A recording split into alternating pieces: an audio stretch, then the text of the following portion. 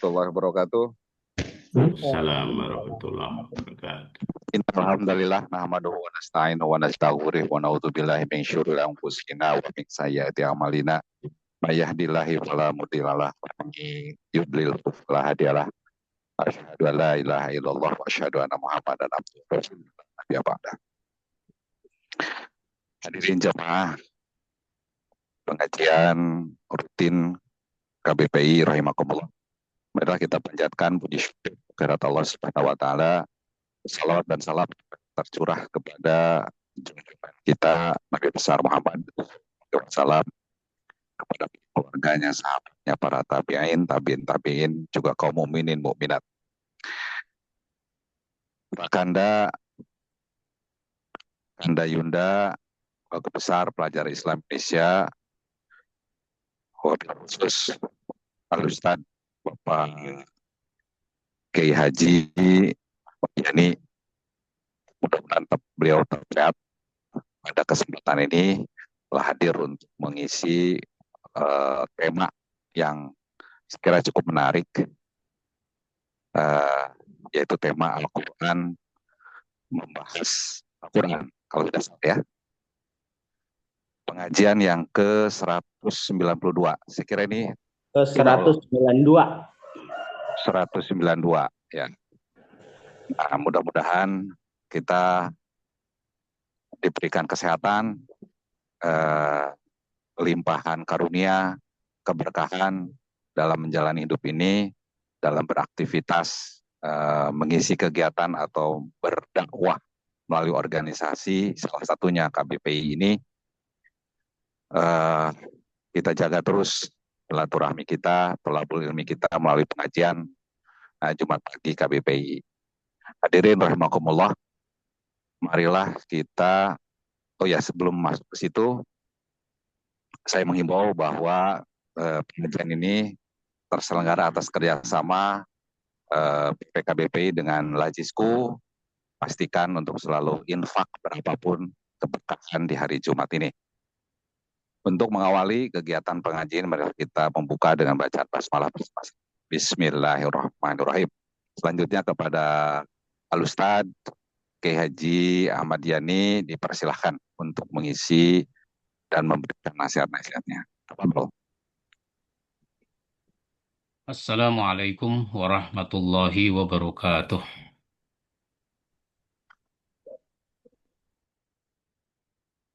Suara saya terdengar? Dengan baik. Baik.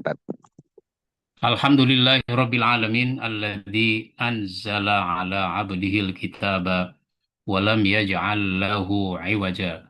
Asyhadu an la ilaha illallah wahdahu la syarikalah wa asyhadu anna Muhammadan 'abduhu wa rasuluh. Allahumma salli wa sallim wa barik ala nabiyyina Muhammadin wa ala alihi wa ashabihi ajma'in. Amma ba'd. Jamaah sekalian yang saya hormati, kita bersyukur pada pagi ini bisa berjumpa kembali. Mudah-mudahan kita mendapatkan tambahan ilmu dan ridho dari Allah Subhanahu wa Ta'ala. Amin ya Rabbal 'Alamin. Salawat dan salam kita sampaikan kepada Nabi kita Muhammad Sallallahu Alaihi Wasallam, kepada keluarganya, sahabatnya, dan para penerusnya. Alhamdulillah, saya baru saja menerbitkan satu lagi buku dengan judul Al-Quran Bicara Al-Quran. Ini buku yang ke-65. Mantap Ustaz. Ya. Ada dua buku lagi yang segera diterbitkan, yaitu buku tentang nasihat kematian dan bimbingan rumah tangga Islami. Buku ini terdiri dari 10 bab atau 10 artikel tentang Al-Quran yang berkaitan dengan Al-Quran. Tidak tebal, buku kecil. Kalau ukuran 10,5 dengan 14,5 dan tebalnya 200. Harganya berapa? Harganya berapa harganya? Nah, harganya kan ada kelihatan tuh, 60.000 rupiah. Eh, Tebalnya 219 halaman. Buku ini adalah ya Al-Quran menjelaskan tentang Al-Quran. Bukan Al-Quran dijelaskan oleh orang, tapi Al-Quran dijelaskan oleh Al-Quran itu sendiri. Eh, Sehingga banyak poin-poin yang bisa kita dapatkan dari buku ini. Ya, misalnya Al-Quran itu diturunkan dari Allah Subhanahu wa Ta'ala, sehingga Al-Quran itu bukan karangan manusia, termasuk bukan karangan Nabi Muhammad. Dia diturunkan oleh Allah Subhanahu wa Ta'ala berupa wahyu. Karenanya diisyaratkan bahwa di dalam Al-Quran itu ada surat-surat yang dimulai dengan huruf-huruf saja. Ada yang hurufnya satu, seperti Qaf, Nun. Ada yang dua, seperti Hamim, Yasin. Ada yang tiga, seperti Alif Lam Mim, Alif Lam Ro, dan seterusnya. Semuanya ada 29 surat. 29 itu adalah jumlah huruf hijaiyah.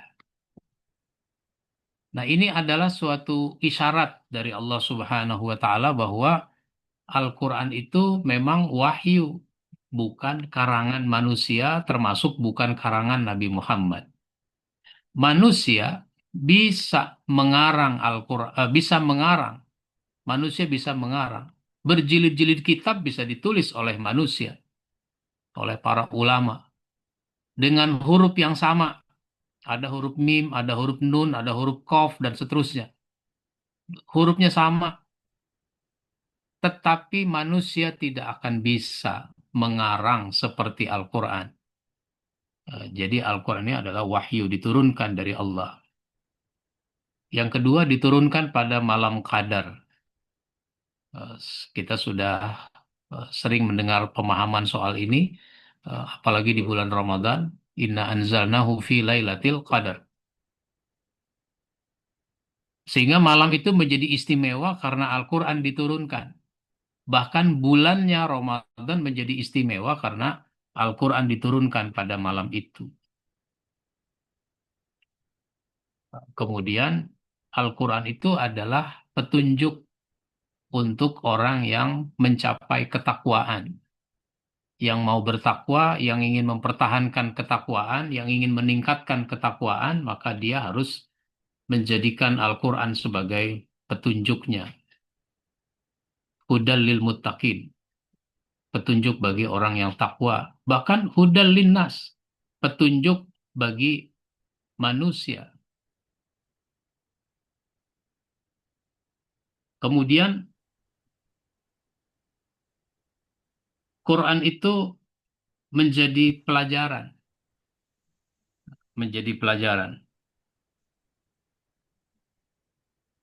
Ada ayat yang menyebutkan qad ja'atkum ya ayuhan nas, wahai manusia, qad ja'atkum mau'izatum mir rabbikum.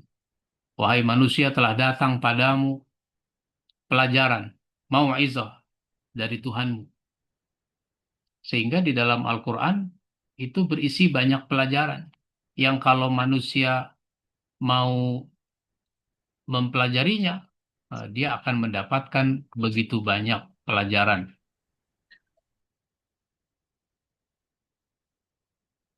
Saya tidak tahu ya di WA itu ada artikel tersebar tentang seorang peneliti yang membicarakan masalah haid.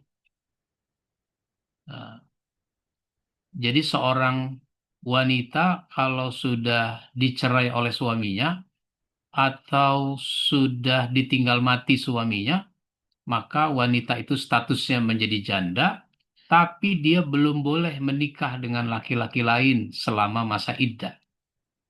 Eh, Nah, ternyata Kalau dulu kan orang nurut saja, eh, nggak tahu maksudnya apa. Maksudnya cuma cuma agar bisa dipastikan rahim si istri itu dalam keadaan kosong, tidak ada kehamilan. Maksudnya sih cuma begitu, karena ini menyangkut nasab. Ternyata diteliti mengapa 3 bulan masa iddahnya, kenapa 4 bulan kalau ditinggal mati suaminya. Oh ternyata haid itu bisa menghilangkan jejak seorang laki-laki ketika dia sudah melakukan hubungan suami istri, itu jejak laki-laki itu bisa gugur, bisa dihilangkan itu dengan haid. Cuma kalau haid pertama itu baru 33%, haid kedua 66%, haid ketiga baru 100%. Lalu kenapa kalau masa iddah ditinggal mati itu 4 bulan? Penelitian itu menyebutkan karena kesedihan, kedukaan itu menghambat, bisa melambatkan proses menghabiskan jejak laki-laki itu. Sehingga kalau orang sudah haid 3 bulan, kemudian 4 bulan sesudah suaminya meninggal, itu dapat dipastikan kalau dia tidak hamil berarti dia memang tidak hamil, nggak ada jejak laki-laki, sehingga boleh dia menikah sesudah itu dengan laki-laki lain karena rahimnya sudah bersih. Itu sebuah contoh, itu pelajaran. Sehingga si peneliti itu meneliti istrinya sendiri, sehingga istrinya itu dia kan punya anak 3. Nah, ternyata yang betul-betul dari proses bersama dengan si suami itu cuma 1 anak. Yang 2 anak itu hasil perselingkuhan dengan laki-laki lain. Itu pelajaran. Jadi banyak sekali pelajaran. Kalau kita mau ambil dari Al-Quran. Mau'izah. Wa syifa'ul lima fis sudur. Dan Al-Quran itu adalah obat bagi penyakit hati. Penyakit yang ada di dalam hati. Yaitu penyakit hati. Itu obatnya Al-Quran. Apa penyakit hati? Ya, penyakit hati itu misalnya sombong, takabur. Kalau orang berkomitmen kepada Al-Quran, niscaya dia tidak menjadi orang yang sombong, kikir, pelit. Maka kalau dia komitmen pada Al-Quran, niscaya dia tidak pelit. Begitu seterusnya. Jadi obat bagi penyakit hati. Bukan Al-Quran dibakar, kemudian debunya dimasukkan ke dalam air, airnya diminum. Bukan begitu yang dimaksud obat. Wahudan. Al-Quran itu adalah petunjuk. Warahmatul lil mu'minin. Dan rahmat bagi orang-orang yang beriman. Ini Al-Quran yang menyebutkan tentang dirinya, tentang Al-Quran. Lalu ada lagi misalnya poin dia pembeda hak dengan batil. Jadi kalau kita mau tahu hak batil ya maka kita harus merujuknya kepada Al-Quran. Bahkan jangan sampai yang hak itu disembunyikan. Seperti yang dilakukan oleh orang-orang Yahudi. Orang Yahudi itu menyembunyikan kebenaran. Bahwa Alkitab sudah menjelaskan tentang Nabi Muhammad. Tetapi dia sembunyikan ayat-ayat yang berkaitan dengan Nabi Muhammad. Atau dia pelintir ayat-ayat tentang Nabi Muhammad. Nah begitu. Pada surat Al-Baqarah ayat 42 itu kan disebutkan wala talbisul haqqo bil batil wa taktumul haqqo wa antum ta'lamun. Dan janganlah kamu campur adukan yang hak dengan yang batil. Kemudian jangan kamu sembunyikan yang hak itu, padahal kamu tahu, tahu bahwa itu hak, tahu itu benar, tapi dia menyembunyikannya.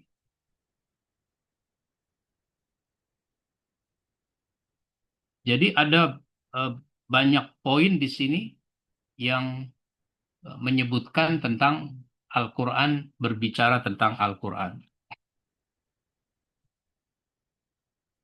Saya tidak menyebutkan semuanya, semuanya itu ada 33 poin. Yang kedua, babnya itu adalah fungsi Al-Quran. Fungsi Al-Quran. Ya, kita sudah sama-sama tahu fungsi-fungsi Al-Quran itu, misalnya tadi mau'izah, pelajaran, asyifa, yaitu obat, obat penyakit hati, al-huda, petunjuk, rahmat, kasih sayang dari Allah Subhanahu wa Ta'ala. Karena Allah sayang kepada manusia, sayang kepada kaum muslimin, sehingga petunjuknya adalah Al-Quran. Az-Zikra, Az-Zikra itu eh, pengingat, sehingga Al-Quran itu menjadi pengingat, zikr. Inna nahnu nazzalna zikra wa inna lahu lahafizun. Kami yang turunkan itu az-zikr, yaitu Al-Quran. Kami juga yang memeliharanya. An-Nur, Al-Quran itu adalah An-Nur. Kemudian An-Nur itu cahaya. Lalu Al-Burhan, Al-Burhan itu bukti. Bukti adanya Allah, bukti kekuasaan Allah. Lalu Al-Furqan, pembeda antara yang hak dengan yang batil. Tanpa Al-Quran orang tidak bisa membedakan hak dan batil.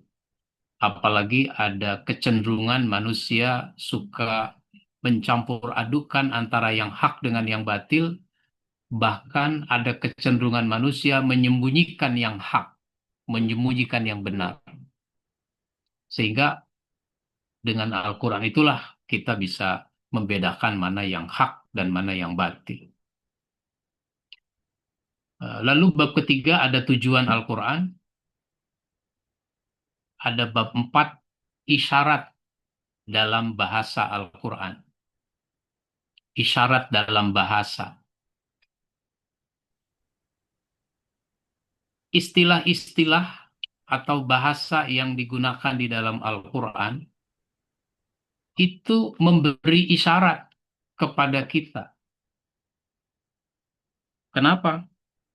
Karena tidak selalu kata yang digunakan itu sesuai dengan standar kebahasaan.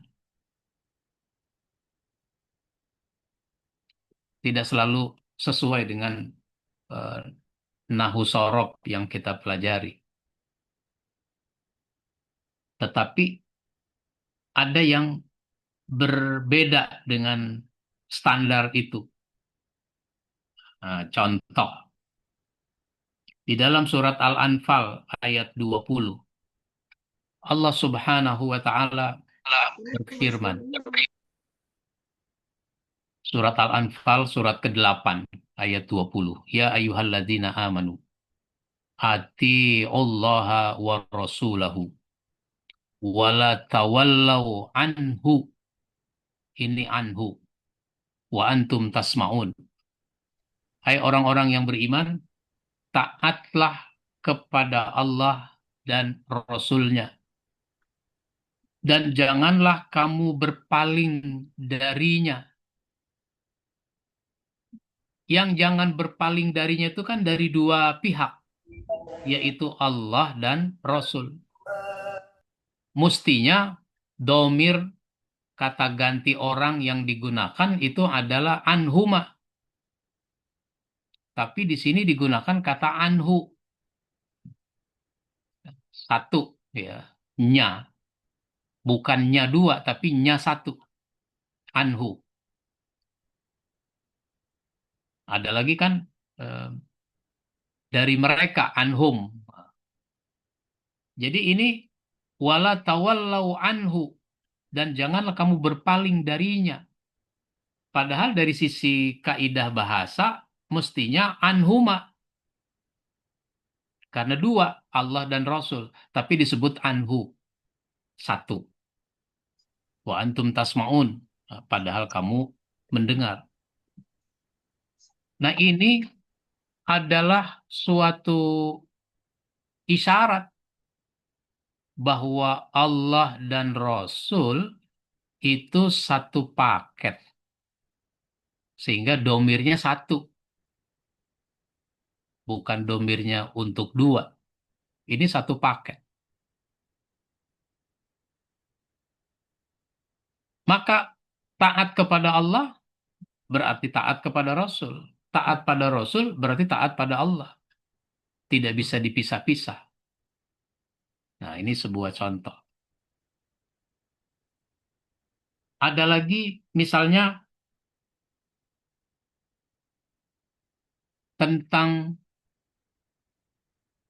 disebutnya Rasul-Rasul, padahal yang diingkari, yang tidak ditaati itu cuma satu Rasul, yaitu tentang umatnya Nabi Nuh. Ini disebutkan pada surat Al-Furqan, surat 23 ayat 37. Di situ disebutkan wa qauma nuhil lamma kazzabur rusula agraqnahum wa ja'alnahum linnasi ayah wa a'tadna lizzalimina azaban alima. Dan telah kami binasakan kaum Nuh, umatnya Nabi Nuh dibinasakan oleh Allah, sebagaimana sejarah menyebutkan diazab dengan banjir yang besar ketika mereka mendustakan para rasul. Di situ digunakan jamak rusul, rasul-rasul, para rasul. Padahal yang didustakan oleh umat Nabi Nuh adalah satu orang nabi. Satu orang nabi itu adalah Nabi Nuh. Tapi kenapa disebut mendustakan para rasul? Nah, itu juga ada isyarat bahasa di situ. Isyarat bahasa yang dimaksud berarti yang namanya mendustakan seorang rasul itu sama dengan mendustakan semua rasul. Nabi Adam berarti didustakan, Nabi Idris didustakan, meskipun mereka adanya pada masa Nabi Nuh. Nah, itu begitu. Begitu juga nabi-nabi sesudahnya. Karenanya kaum muslimin wajib beriman kepada semua rasul. Saya beriman kepada Nabi Muhammad saja, atau saya beriman pada Nabi Ibrahim, Nabi Ismail, Nabi Ishak, Nabi Muhammad. Kalau Nabi Musa saya nggak mau beriman, nggak bisa begitu. Semuanya harus diimani. Nah, itu begitu. Jadi ada lagi di surat Asy-Syu'ara, surat 26 ayat 105. Kazzabat qaumu Nuhinil mursalin. Kaum Nuh telah mendustakan para rasul. Jadi yang didustakan cuma Rasul Nuh, tapi disebutkan para rasul. Nah, itu namanya isyarat bahasa. Ada lagi Allah Subhanahu wa taala menggunakan kata nahnu. Nah, nahnu. Nahnu itu kami. Kalau kami itu kan lebih dari satu. Ada saat Allah menggunakan kata saya, yaitu ana. Innani anallah. Sesungguhnya aku ini Allah. La ilaha illa ana. Tidak ada Tuhan kecuali aku. Fa'budni, menyembahlah kepadaku. Wa aqimis sholata li dzikri, dirikan sholat untuk ingat kepadaku. Jadi di situ Allah menggunakan kata anak. Tapi pada ayat lain Allah menggunakan kata nahnu. Seperti di surat Al-Hijr yang tadi sudah saya bacakan. Ayat 9. Inna nahnu nazzalna dzikra wa inna lahu lahafizun. Kami yang turunkan itu Al-Quran. Allah menggunakan kata kami. Kenapa Allah menggunakan kata kami? Apa Allah lebih dari satu? Tidak. Allah satu. Tapi ketika dia menggunakan kata kami, maka Allah mengakui keterlibatan pihak lain di luar dirinya. Al-Quran itu tidak Allah saja yang menurunkan, tapi juga diturunkan oleh malaikat. Allah melibatkan malaikat. Bukannya nggak bisa, tapi Nabi sebagai penerima itu tidak bisa kalau langsung dari Allah Subhanahu wa Ta'ala. Allah akui keterlibatan malaikat.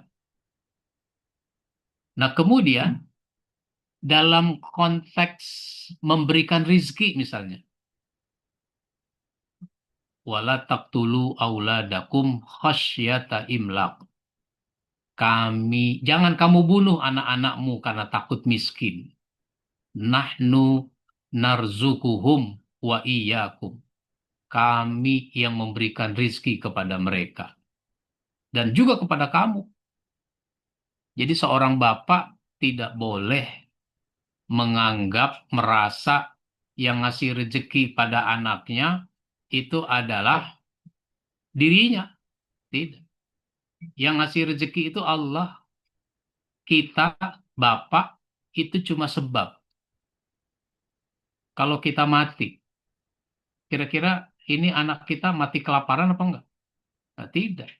Karena dia statusnya yatim, maka banyak orang yang memberi perhatian pada anak yatim itu. Nah, begitu. Sehingga bisa jadi anak yatim malah senang karena dia yatim.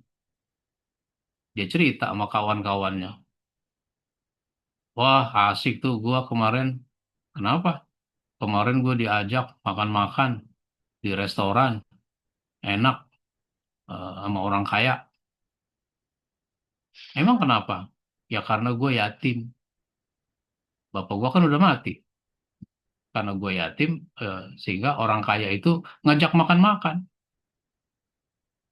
Dia ceritain, eh, kawannya malah jadi iri. Waduh, enak. Coba bapak gue mati juga. Ah, tuh begitu.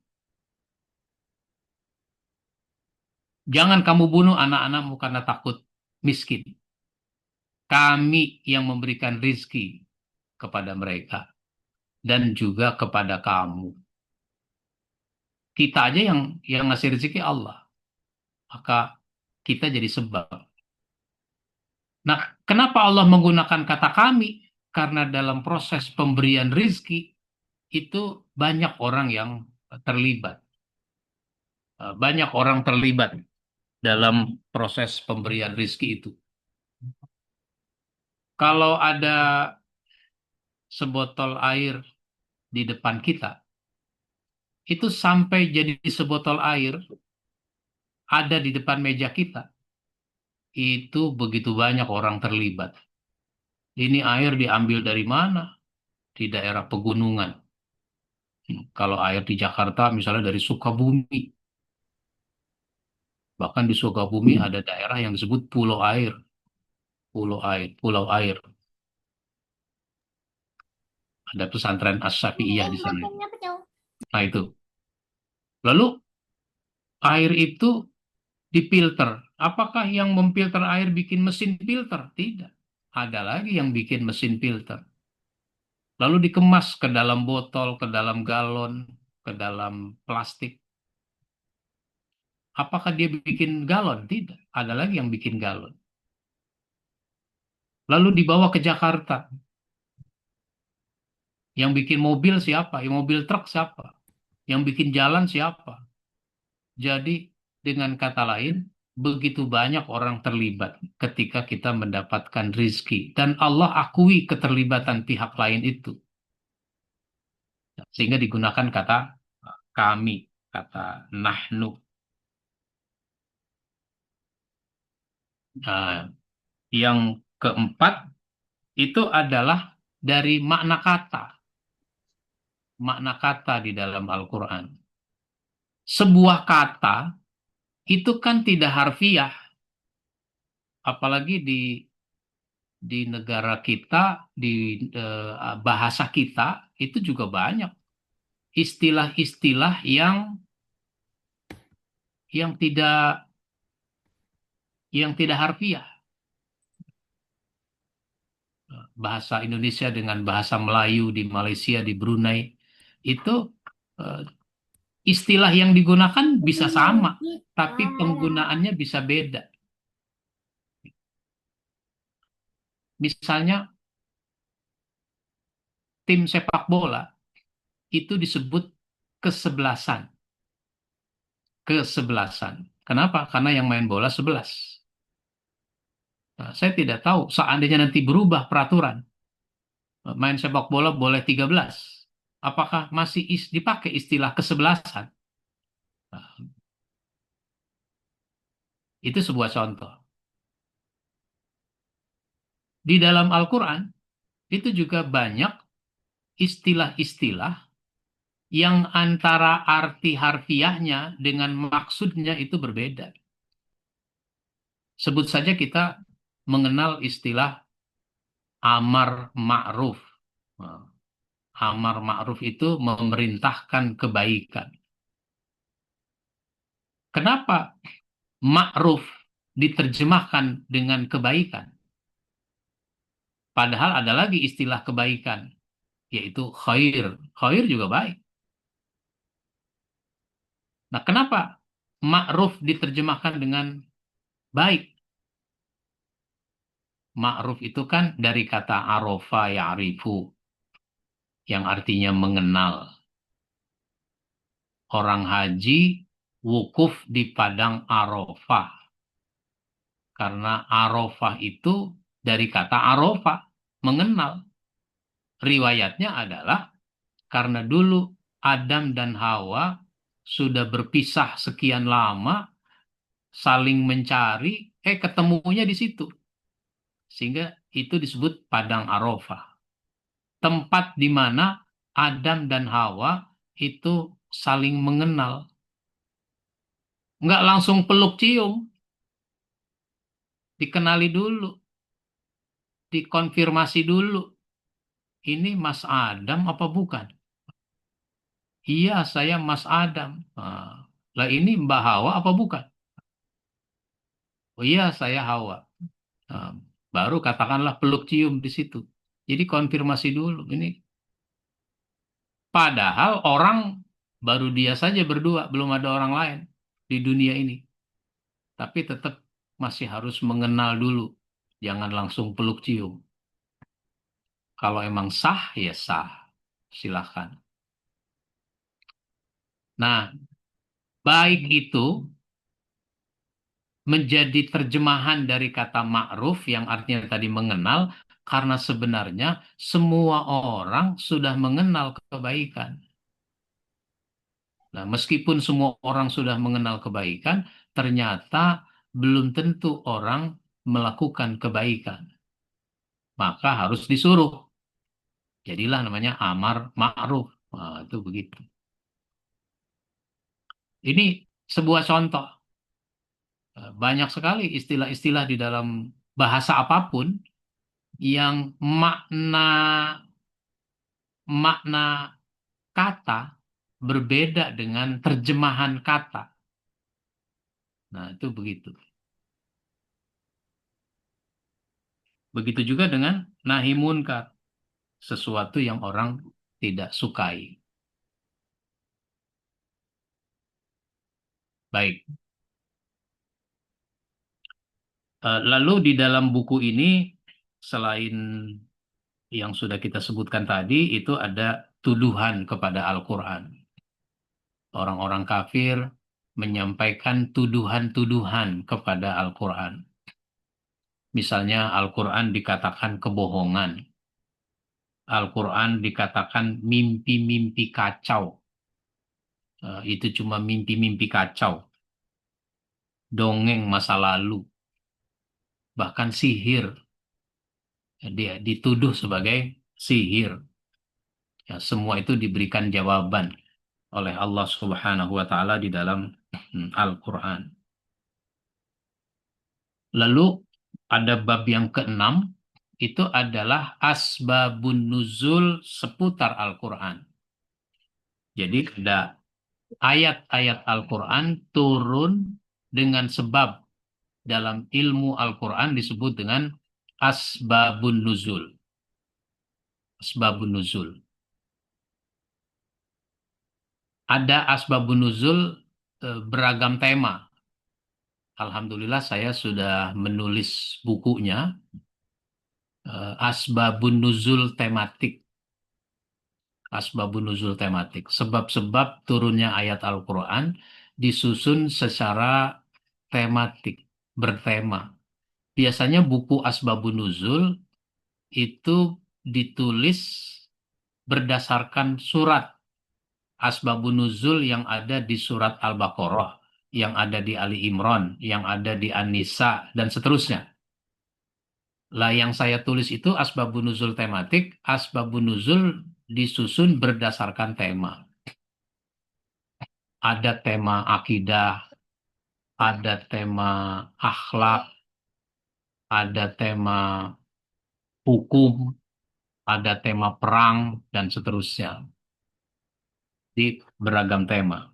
Nah ini satu bab saya pindahkan kemari, yaitu asbabun nuzul seputar Al-Quran. Sehingga kita jadi tahu mengapa Al-Quran itu diturunkan. Misalnya, tentang dengarkan dan perhatikan. Ibnu Abi Hatim meriwayatkan dari Abu Hurairah bahwa ada sahabat yang meninggikan suara dalam sholat di belakang Nabi. Jadi Nabi jadi imam, sahabat jadi makmum. Lalu sahabat itu meninggikan suara ketika membaca Al-Quran. Dalam riwayat lain, ada sahabat yang berbicara saat sholat sedang berlangsung. Kadang-kadang sholat sudah dimulai, orang masih belum memulai. Sehingga itu orang yang belum ikut memulai, dia masih ngobrol. Masih ngobrol dan suaranya terdengar. Ada pula pemuda Ansor yang membaca setiap ayat yang dibacakan oleh Rasulullah Shallallahu Alaihi Wasallam. Jadi misalnya Rasul membaca amma yatasa alun, dia di belakang anak muda baca juga dia tuh amma yatasa alun, lagi sholat dengan suara yang keras. Nah, sehingga Rasul mendengarnya sebagai imam. Nah, maka Allah turunkan surat Al-A'raf ayat 204. Wa iza quri'al Qur'anu fastami'u lahu wa ansitu la'allakum turhamun. Apabila dibacakan Al-Quran, maka dengarkanlah baik-baik dan perhatikanlah dengan tenang agar kamu mendapat rahmat. Nah, dari sini memang muncul perbedaan kalau lagi sholat berjamaah itu. Makmum ini baca Al-Fatihah apa tidak? Yang satu mengatakan tidak baca Al-Fatihah karena bacaan imam sudah termasuk bacaan makmum. Lalu lagi pula kan bacaan imam harus didengarkan. Ini ayatnya harus didengarkan. Tapi pendapat lain mengatakan tetap baca Al-Fatihah karena baca Al-Fatihah itu rukun di dalam sholat. Selama masih bisa baca Al-Fatihah, baca. Kecuali udah nggak keburu. Maka makmum tetap membaca Al-Fatihah sesudah imam waladhdallin, amin. Tetap makmum baca Al-Fatihah. Sehingga di kalangan sebagian umat, para imam itu setelah waladhdallin, amin, dia tidak langsung membaca surat. Nah, dia berhenti dulu sejenak. Atau dia membaca surat tapi tidak dengan suara yang keras. Kira-kira orang sudah selesai baca Al-Fatihah, baru dia keraskan suara membaca ayat. Ini contoh asbabun nuzul yang berkaitan dengan Al-Quran. Lalu eh, ada perumpamaan dalam Al-Quran. Itu bab yang ketujuh. Perumpamaan di dalam Al-Quran. Itu juga menarik untuk dipelajari. Di dalam Al-Quran banyak perumpamaan-perumpamaan. Tentu ada hikmah di balik perumpamaan itu. Ya, misalnya, Innallaha la yastahyi ayyadriba masalam ma ba'udatan fama fauqoha. Allah tidak segan-segan membuat perumpamaan berupa nyamuk atau yang lebih rendah dari itu, yang lebih kecil dari itu. Orang-orang kafir kan heran. Wa ammal ladzina kafaru fayaquluna madza aradallahu bihadza masala. Orang-orang kafir mempertanyakan, apa maksudnya itu Allah? Masa Quran yang begitu mulia katanya, itu nyebut-nyebut nyamuk di dalamnya. Tapi kalau orang beriman itu betul dari Allah. Nah, tinggal dipikirkan, kenapa Allah nyebut nyamuk? Ya kalau begitu setidaknya kita ini jangan menjadi orang seperti nyamuk. Bagaimana nyamuk? Nyamuk itu adanya nggak disukai. Adanya nyamuk orang nggak suka.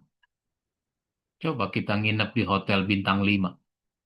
Eh, Mau tidur, baru meletakkan kepala di atas bantal. Tiba-tiba ada suara satu saja nyamuk, misalnya. Nguing, nguing, nguing. Waduh, ini hotel bintang 5 macam apa ini kok ada nyamuk? Adanya nggak disukai. Sehingga pikiran orang ingin membunuhnya. Eh, Orang karena tidak suka ingin membinasakannya, ingin membunuhnya. Ingin membunuhnya karena buruk, bukan karena baik. Sampai orang Cina bikin alat untuk membunuh nyamuk.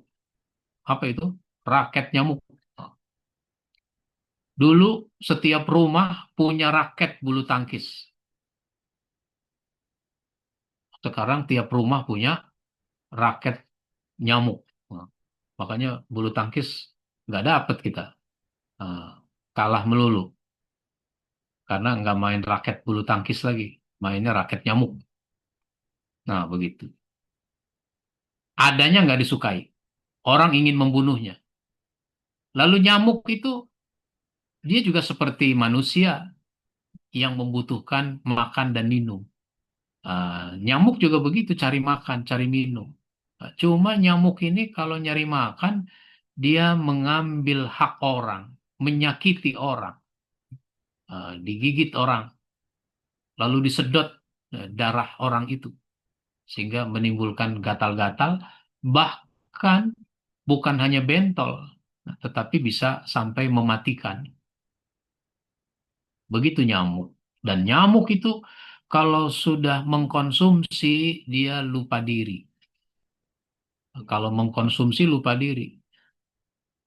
Sehingga nyamuk itu seolah-olah dia ingin agar semua darah pada orang itu yang beratnya 70 kilo itu pindah semua ke dirinya. Sehingga nyamuk itu menggelembung. Warnanya yang abu-abu jadi kemerah-merahan. Nah, itu di antara perumpamaan. Nah, dan di dalam Quran itu banyak perumpamaan-perumpamaan dan di dalam buku ini disebutkan apa manfaat, eh, faedah dari perumpamaan itu. Yang kedelapan, resep komit kepada Al-Quran. Bagaimana supaya kita komitmen kepada Al-Quran. Nah, kemudian yang kesembilan, sikap buruk terhadap Al-Quran. Banyak orang bersikap buruk terhadap Al-Quran.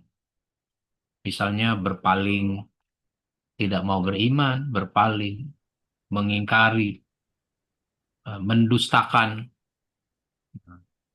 menganggapnya hanya dongeng, begitu. Sampai ada orang melarang mendengarkan Al-Quran dibacakan. Pada masa Nabi Muhammad dulu tuh, ada orang yang melarang orang lain untuk mendengarkan bacaan Al-Quran. Karena kalau Al-Quran didengarkan, nanti dia jadi dapat petunjuk. Sampai mengolok-olok dan seterusnya. Nah, yang terakhir adalah hidup di bawah naungan Al-Quran. Ini diambil dari tulisannya Sayyid Qutb yang menulis tafsir Fi Zilalil Quran, di bawah naungan Al-Quran. Kalau hidup di bawah naungan Al-Quran, maka kita mendapatkan manfaat. Pertama, kehidupan menjadi terbimbing. Hidup kita terbimbing karena Quran itu petunjuk. Kalau hidup kita sesuaikan dengan Quran, kita terbimbing mendapatkan petunjuk. Yang kedua, eh, memiliki kemampuan mengatasi persoalan. Karena orang yang hidup di bawah naungan Al-Quran, dia menjadi bertakwa. Kalau bertakwa, dia akan dapat jalan keluar dari persoalan-persoalan yang dihadapinya. Dan yang ketiga adalah kehidupannya menjadi bersih. Bersih dari dosa, bersih dari kemaksiatan, sehingga nanti ada keberkahan eh, dari dalam kehidupannya. Ini yang saya sampaikan secara umum yang terdapat di dalam buku ini. Nanti bisa dibaca lebih lanjut. Yang menginginkan buku ini bisa hubungi saya, nanti dikirim. Silahkan, nomor saya udah punya kan? Nanti Pak Maulana yang ngasih tahu nomornya. Silahkan kalau ada tanggapan saya kembalikan ke moderator.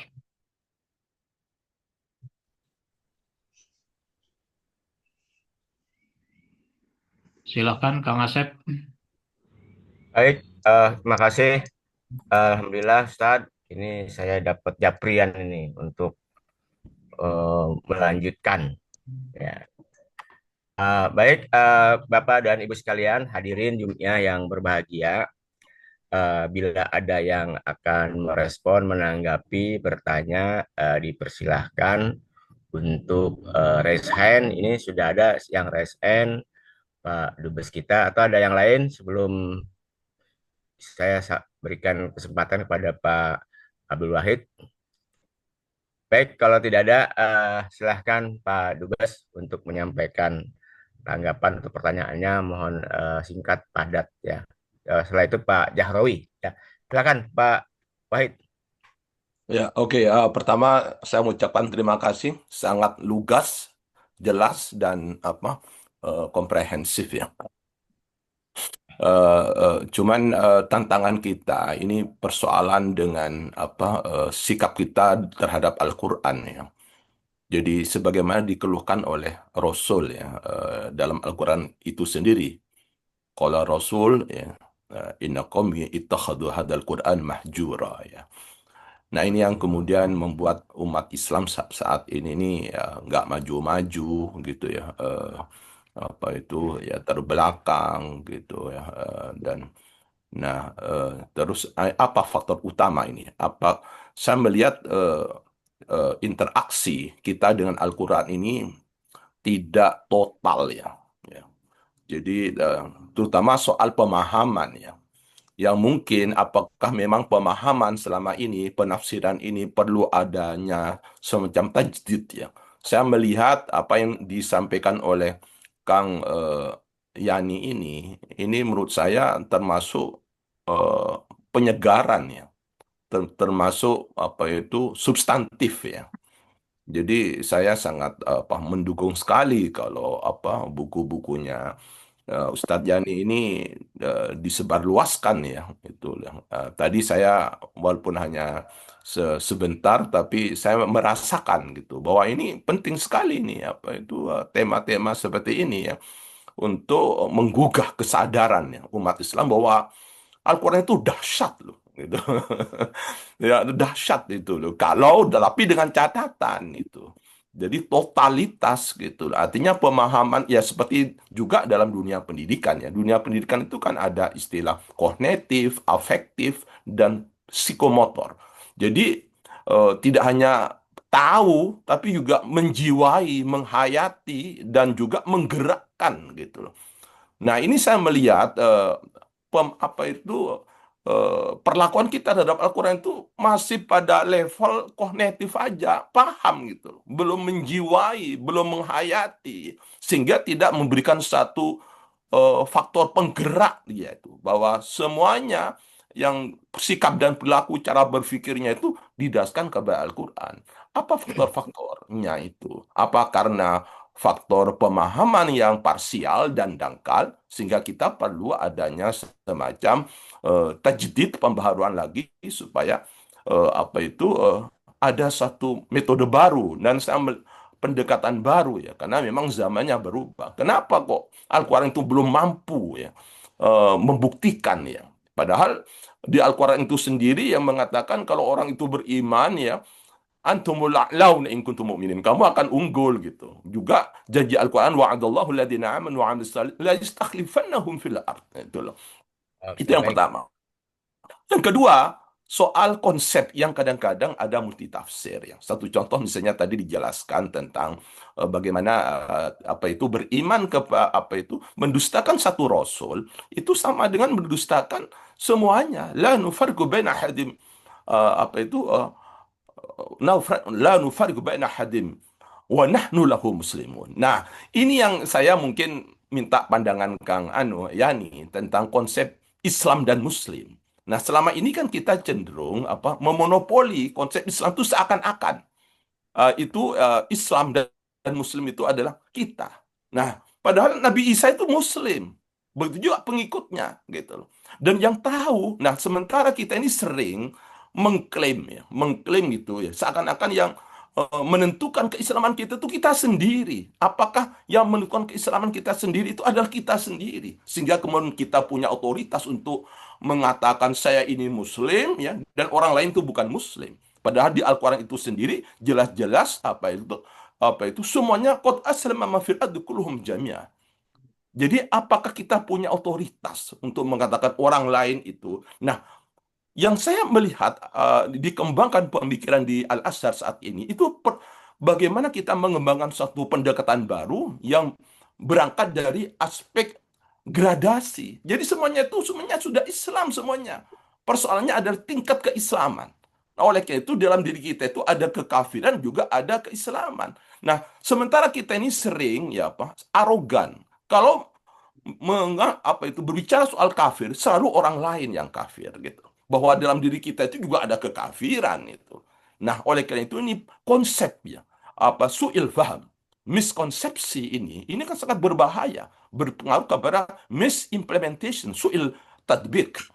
Nah, saya melihat cara ya mungkin saya melihat satu yang menarik ini ya dari penjelasan saya, ya salam kenal sama Kang Yani ini ya. Tapi ini paling tidak sudah memberikan satu minuman yang segar kepada saya gitu. Satu new expectation ya, harapan baru itu. Apa yang tadi saya sampaikan itu sangat nyaman gitu loh. Kan cara pandang yang betul-betul Al-Quran dengan Al-Quran sehingga lebih more objektif ya, lebih objektif. Karena kita seringkali melihat karena orang yang tidak memiliki otoritas keilmuan atau mungkin karena kurang kedalaman sehingga terjadi satu mahjuro ya, di situ ada suatu distorsi yaitu adalah satu deviasi penyimpangan itu, inhiraf yaitu. Nah, bagaimana komentar Kang Yani? Nah, terima kasih. Baik, Nanti Pak Dubes, saya pasti ya. mau beli bukunya itu loh. Atas Nanti masukannya mau beli ya. bukunya nanti Ya, bisa dikirim ke saya nanti. Syukran. ya, di chat sudah ada yang pesan Ustadz Cahairul Anas nih ya. Jadi dia pesan 5 ya. Tolong nih yang mengumumkan juga harus didengar juga ini. Baik, Bapak Ibu sekalian, sebelum berlanjut ke Pak Jahrawi, Bah Jahrawi dari Bantul, mungkin saya ingin sampaikan juga bahwa KBPI juga berduka cita kemarin sahabat kita, Saudara Yayan Januari telah meninggal dunia ya, dan dimakamkan di Jatiwaringin ya. Ya, jadi sama-sama dulu bersama Ustadz Ahmad Yani dan saya dan teman-teman yang lain juga sebagai pengurus wilayah PII di Jakarta. Dan juga sempat jadi pengurus wilayah KBPI zamannya Pak Medi atau Kadir ya. Baik, semoga Allah menerima amal ibadahnya yang ditinggalkan, juga diberi kesabaran dan ketabahan. Baik, Bapak dan Ibu sekalian, Mbah Jahrawi ini sudah lama, sudah kangen nih. Silakan Mbah. Oke, Assalamualaikum warahmatullahi wabarakatuh.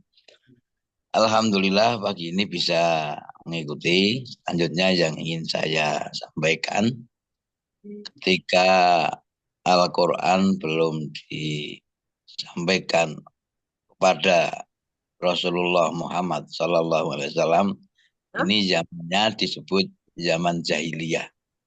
Dan dengan Al-Quran ternyata dari jahiliyah menjadi berubah. Alhamdulillah. Nah, ini Al-Quran sudah sekitar ya 1.500-an tahun lah. Tapi kondisi saat ini kenapa malah lebih jahiliyah? Mohon Ustadz nanti membeberkan, mengurai bagaimana agar tetap dengan Al-Quran ini kita konsisten untuk bisa mengikuti sebagaimana Rasulullah telah jalankan dulu. Dari jahiliyah berubah menjadi tidak jahiliyah atau Islam rahmatan lil alamin. Namun sekarang banyakkan beralih bius Islami, beralih bius Quran, tapi faktanya tidak Qurani. Ini satu masalah. Monggo Ustaz, itu saja. Nanti kasihan yang lain. Waktunya cukup pendek saja.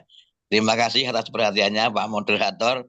Semoga Allah selalu memberikan kita umur panjang, awet tua, sehat, dan manfaat. Moga-moga husnul khatimah. Amin. Assalamualaikum warahmatullahi wabarakatuh. Assalamualaikum warahmatullahi wabarakatuh. Baik, Mbah Jahrawi ini sudah lama Bantul ini ya. Sebelum pada pertanyaan berikutnya, ini sudah ada di chat yang ingin mengajukan pertanyaan dari Palu juga. Ya, saya kira ini Pak Ustadz, yang Pak Yani Palu nih, saya berkesempatan dulu karena di sana udah siang ya, takut mau beraktivitas. Silakan Pak Yani dari Palu, Sulteng. Bismillahirrahmanirrahim. Assalamualaikum warahmatullahi wabarakatuh. Assalamualaikum warahmatullahi wabarakatuh. Yang pertama ini mungkin pertanyaan terkaitan dengan tips-tips ini karena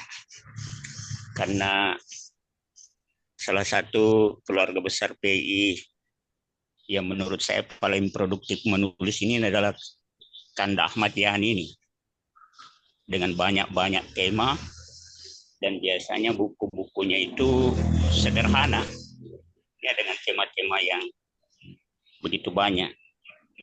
Jadi kan kemampuan menulis ini kan juga adalah salah satu elemen penting sekali di dalam dakwah, karena menulis ini memperpanjang usia, karena dia terus-menerus bisa digali di arsip-arsip itu seiring dengan perkembangan waktu. Jadi saya ingin bertanya nih, Bang Kanda Ahmad Yani, bagaimana tips-tips Kanda selama ini di dalam menulis itu, baik masalah referensi maupun tema-temanya begitu, sehingga mudah di dalam proses menulis itu. Sebab setahu saya banyak sekali buku-buku yang ditulis oleh Kanda Ahmad Yani. Kemudian yang kedua, saya ingin bertanya berkaitan dengan, mudah-mudahan ada referensi ini, sejarah Al-Quran ini sendiri. Al-Quran ini kan sebenarnya di awal-awal dia adalah firman Allah, tulisan-tulisan firman Allah yang diperdengarkan, dibacakan, lalu diulang, dibaca, diperdengarkan. Dan zaman Rasulullah tidak ada ini, berupa mushaf ini. Nanti zaman khalifah sesudahnya baru ada upaya untuk membukukan kalimat-kalimat itu dalam satu mushaf yang tebal menjadi 30 juz. Jadi pertanyaan saya, sebenarnya sejak kapan penamaan Al-Quran ini dan siapa yang menamakan ini menjadi bahwa ini namanya Al-Quran gitu. Yang kedua,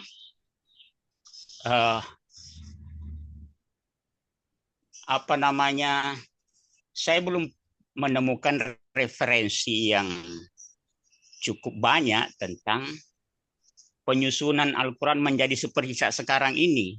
Kenapa dia Al-Fatihah di awal, seterusnya sampai An-Nas di akhir. Ya, kenapa ayat terakhir turun itu ada di surat Al-Maidah ayat 3 gitu. Kenapa ayat pertama turun itu ada di surat Iqra di juz 30. Nah, ini sebenarnya ada enggak referensi sejarah yang bisa menjelaskan ke kita ini?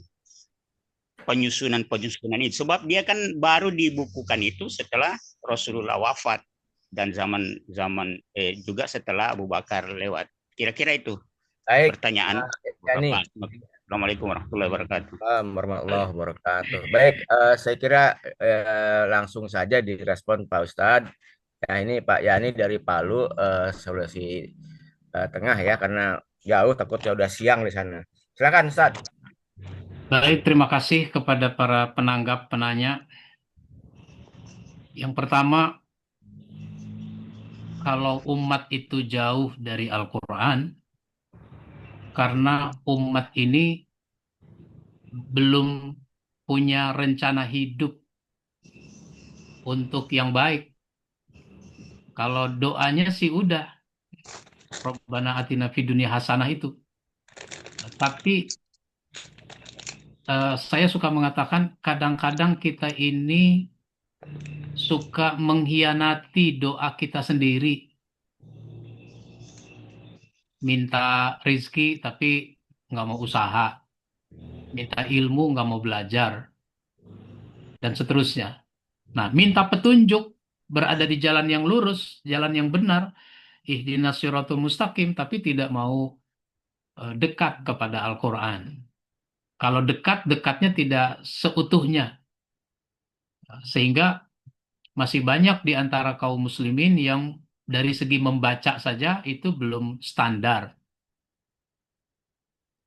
Oleh karenanya, kita terus berusaha untuk menggairahkan masyarakat kita untuk hidup bersama Al-Quran, mulai dari mengimani, membaca, berusaha memahami sedikit demi sedikit, lalu apa yang dipesankan di dalam Al-Quran kita praktekkan. Al-Quran menyebutkan kita harus sholat, ya sholat, dan seterusnya. Quran menganjurkan kita untuk memiliki pemahaman, ya belajar. Quran memerintahkan kita untuk sedekah, ya sedekah, dan lain-lain. Islam dan Muslim itu, Pak, ya kita sudah tahu dia menjadi satu kesatuan. Dari Nabi Adam sampai dengan Nabi Muhammad itu satu kesatuan. Maka ketika umat-umat terdahulu tunduk kepada Allah, maka dia berarti Muslim. Agama itu kan ada agama samawi, ada agama ardi. Agama yang berdasarkan wahyu, agama produk manusia. Pada dasarnya kan Yahudi Nasrani itu kan agama wahyu. Tapi mereka sendiri yang kemudian merusak agamanya. Nah, lalu yang diformalkan sebagai suatu agama, sebagai sebuah agama itu adalah Islam. Sehingga agama yang sekarang ya Islam. Lalu orangnya disebut Muslim. Sehingga yang tidak beragama Islam, yang saya pahami ya kafir. Yang tidak beragama Islam berarti kafir. Nah, begitu. Eh, Makanya orang kafir itu kan unsurnya ada dua. Unsur dari orang kafir itu ada dua. Sebagaimana disebutkan dalam surat Al-Bayyinah. Innal ladzina kafaru min ahlil kitabi wal musyrikina fi nari jahannam. Sesungguhnya orang-orang kafir dari kalangan ahli kitab, yaitu orang Yahudi dan Nasrani yang tidak mau beriman kepada Nabi Muhammad, maka mereka menjadi kafir. Dan orang-orang musyrik, yaitu orang-orang yang menuhankan selain Allah. Nah, begitu. Pertanyaan yang berikutnya tadi tentang, saya lihat di chat ya, tentang apakah ada pengaruhnya soal pengetahuan dengan komitmen kepada Quran itu. Ya, orang ini kan kalau mau hidup dengan Al-Quran, ya dia harus belajar, mempelajari Al-Quran. Nggak cukup hanya mengimani, tapi dipelajari. Apalagi yang kita terima sekarang Al-Quran sudah 30 juz. Kalau dulu kan yang diterima sedikit-sedikit oleh Nabi, secara berangsur-angsur. Maka dalam konteks sekarang, terima dulu semuanya, pelajari secara bertahap. Maka apa-apa yang belum kita pahami, coba kita pelajari dari Al-Quran, ditambah dari hadis. Sehingga semakin makin paham, mudah-mudahan kita menjadi semakin komitmen kepada Allah Subhanahu wa Ta'ala. Innama yakhshallah min ibadihil ulama. Yang takut kepada Allah itu adalah ulama. Nah, orang-orang yang berilmu. Cuma kan ulama itu sekarang sudah diklaim. Saya ini ulama, gitu. Apalagi sudah mengelompok menjadi organisasi. Nahdlatul Ulama. Apakah anggotanya semua ulama dalam konteks persepsi kita tentang ulama kan belum tentu. Ada majelis ulama dan seterusnya. Jadi kalau begitu tugas kita belajar. Maka orang-orang yang menjadi ulama tafsir saja masih belajar. Ulama tafsir, sarjana tafsir masih belajar tentang tafsir. Makanya sudah ada tafsir, ada lagi tafsir, ada lagi tafsir. Begitulah kalau sesuatu dipelajari itu berkembang. Sehingga perlu ditulis lagi perkembangan-perkembangan itu. Tapi kan Qurannya cuma dari dulu ya begitu. Kenapa masih ada tafsir lagi? Ya sama dengan tubuh kita. Tubuh kita nih dari ujung rambut sampai ujung kaki, ya dari dulu begitu saja kan, sama. Tapi ternyata orang mempelajari tentang tubuh manusia. Dari pelajaran itu berkembang. Ada orang ahli di bidang rambut, ada orang ilmunya tentang mata, ada orang ilmunya tentang gigi, dan seterusnya. Dan ternyata setelah dipelajari tubuh manusia makin dipelajari lagi menjadi spesialisasi. Dan seterusnya begitu. Maka biar supaya masyarakat kita tidak jahiliyah, kita harus terus dakwahkan ini Al-Quran.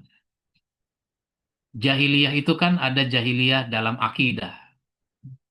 Ya berarti bagaimana akidah yang benar menurut Al-Quran itu harus kita jelaskan. Harus kita kampanyekan, harus kita dakwahkan. Konsep akidah. Yang kedua adalah jahiliyah dalam syariah. Bisa karena orang tidak tahu bagaimana syariat. Atau tahu tapi tidak mau komitmen kepada syariat. Karena buruk sangka. Padahal syariat itu tujuannya baik. Syariat itu untuk mewujudkan kemaslahatan.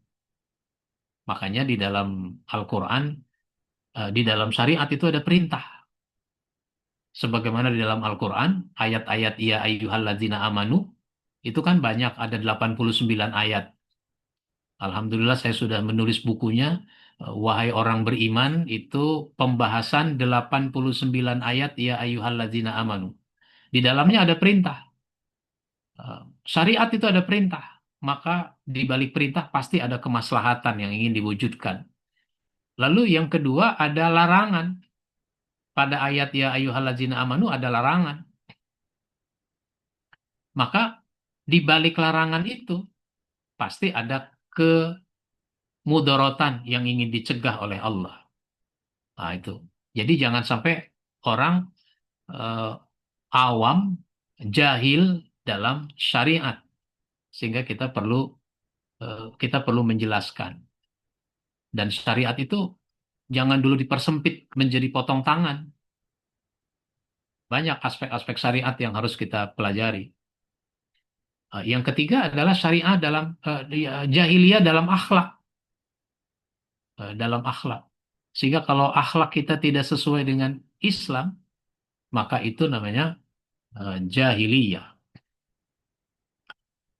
Nah, soal Al-Quran, sejarahnya ada, sejarah Al-Quran.